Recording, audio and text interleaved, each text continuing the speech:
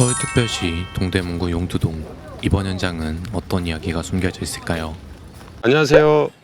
반갑습니다. 명인 구독자 여러분, 오늘 명인에서 인터뷰 촬영해 주신다고 해서 여러분께 인사드리게 된 건축주자, 발주자인 유학표라고 합니다. 반갑습니다. 여기 건물은 대지가 101평이고 건축된 지가 한 50년가량 돼 아주 노후된 건축물이에요. 그래서 용도는 기존의 주택하고 상가가 결합된 상가주택으로 보시면 될 것 같아요. 그래서 지하 1계층하고 기존에 3계층이 있었어요. 이제 제가 이 수리를 하게 된 목적이 용적률과 건폐율이 내가 좀 가용할 수 있는 범위가 있어서 신축과 대수선을 고민하다가 대수선을 결정하게 됐고, 주택이 있었어요. 3층에 1가구 1주택, 2주택, 그래서 보유세나 재산세에 이렇게 영향을 주다 보니까 주택을 멸실을 하고 근린생활시설로 용도 변경하는 작업까지 검토를 해서 진행하고 있습니다.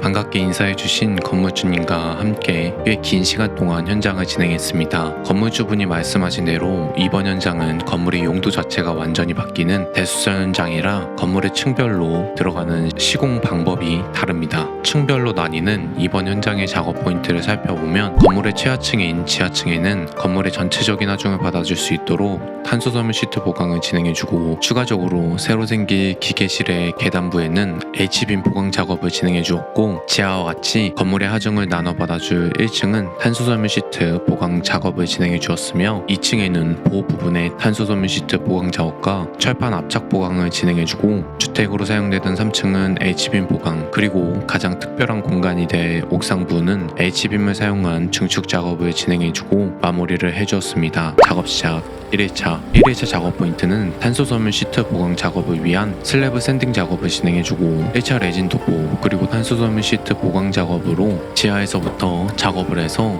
위로 올라갈 예정입니다. 본격적인 작업에 앞서 시공을 진행하기 전 건물의 하중을 받아줄 잭서포트 시공 작업을 진행해줍니다. 잭서포트가 건물에 시공되고 난 후 본격적인 작업을 시작해줍니다. 이번 현장의 작업은 지하층부터 시작해서 위로 올라갑니다. 구조 보강 작업은 건물의 기초를 잡아주는 작업이라고 생각하시면 편하실 것 같습니다. 건물의 기초를 잡아주는 작업인 만큼 시공을 지하에서부터 1층, 2층, 3층, 옥상 순으로 튼튼하게 보강해주면서 작업을 진행해주는 게 가장 큰 특징이라고 볼 수 있습니다. 탄소섬유 시트가 시공될 부분을 샌딩기를 사용해 평탄화 작업을 진행해줍니다.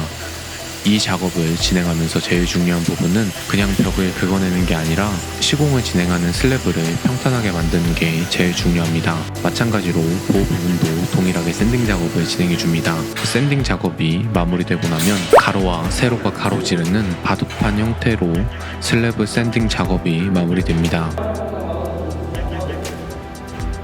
샌딩 작업이 전부 마무리되고 난 후 1차로 프라이머를 도포해서 면을 고르게 만들 준비를 해줍니다. 이후 프라이머가 도포된 슬래브 부분을 하루 정도 마를 시간을 주고, One day later. 슬래브 부분에 실링 작업을 통해 샌딩 작업을 진행하면서 생긴 슬래브 부분에 미세한 틈들 혹은 건물의 크랙 부분을 메꿔주는 작업을 진행해줍니다. 이렇게 작업을 진행해주어야 탄소섬유 시트가 정확하게 보강부에 붙을 수 있습니다. 이후 면이 고르게 만들어지고 나면 실링제가 마를 시간을 하루 정도 줍니다. One day later. 이제 본격적인 탄소섬유 보강 작업을 진행해줍니다. 시공에 사용할 탄소섬유 시트를 잘라놓았고, 에폭시 레진을 사용해 시트를 붙여주면서 작업을 진행해줍니다. 시공될 부분에 에폭시 레진을 충분히 도포해주고, 도포된 레진 위에 탄소섬유 시트를 밀고 가며 시공 작업을 진행해줍니다.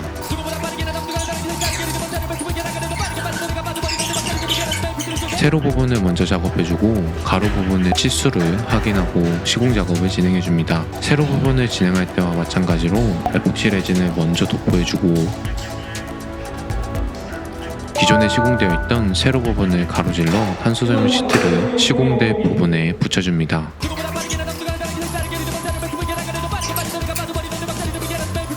시공된 탄소섬유 시트에는 에폭시 레진을 다시 한번 도포해줍니다. 이렇게 계속해서 반복 작업을 진행해주고 나면 지하의 탄소섬유 시트 보강 작업은 마무리됩니다.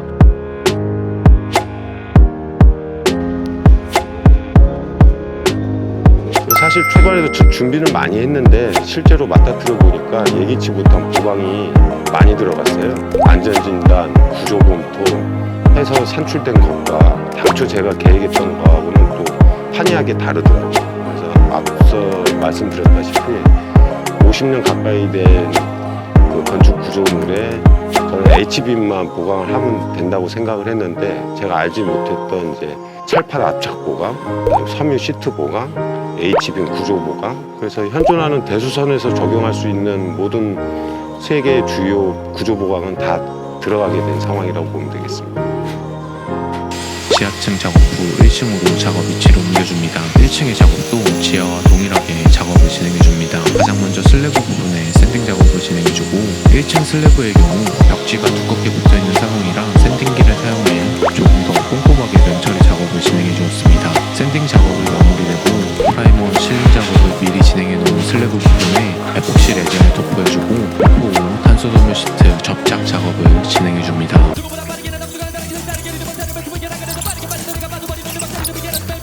시공된 탄소섬유 시트는 기포 제거 작업을 진행해줍니다.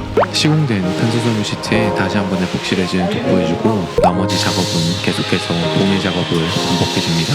이렇게 작업을 반복해주고 나면 1층도 보강 작업이 완료됩니다. 2층 작업부터는 2부에서 이어집니다. 그럼 저는 다음번 영상으로 찾아뵙도록 하겠습니다. 오늘도 시청해주셔서 감사합니다.